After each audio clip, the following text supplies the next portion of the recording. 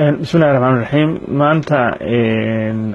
duleedka magaalada Muqdisho agagaarka Siinka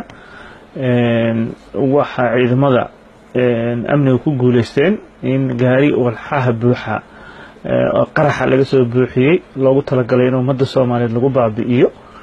lagu guuleystay in gacanta lagu soo dhigo tani waxay ka timid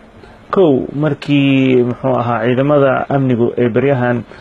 xasilinta magaalada Muqdisho ka wadeen dhammaan meel walba oo baabuurta la baarayna la adkeeyay waxa dhacday in muxuu ahaa cadawgu isku dayay inuu wixii qarxay dibadaha ka keeno soo geliyo tiina markii la adkeeyay muddo 12 casho ah ayay ciidanku daba socdeen oo ay baabuurkaas ku raad joogeen kadibna lagu guuleystay maanta in muxuu ahaa markii ay ogaadeen in la daba joogo gaarigii la soo qabtay sidoo kale gaari kale isna waxa jira siin ku qarxay maalmo ka hor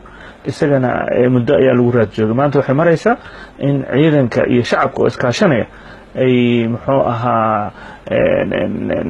ka hortagaan dhibaato fara badan oo shacabkan loo geysan lahaa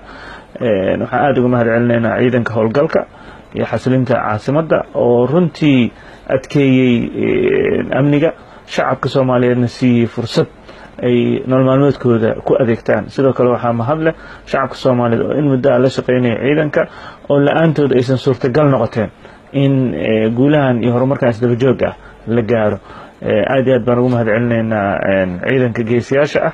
oo runtii qaraxaas isaga sidaad ka aragtaanba waa mid loogu talagalay in boqolaal qof lagu laayo runtii meesha ay marayso waa meeshaas mana loo dul qaadan karo ciidankana howlgalkoodii iyo muxuu ahaa sirdoonkoodii iyo dabagalka inta waa wadayaan waxaana jira dad fara badan oo lagu daba joogo shacabkana dhawaan waxaan u soo bandhigi doonaa dadkaas iyaga ah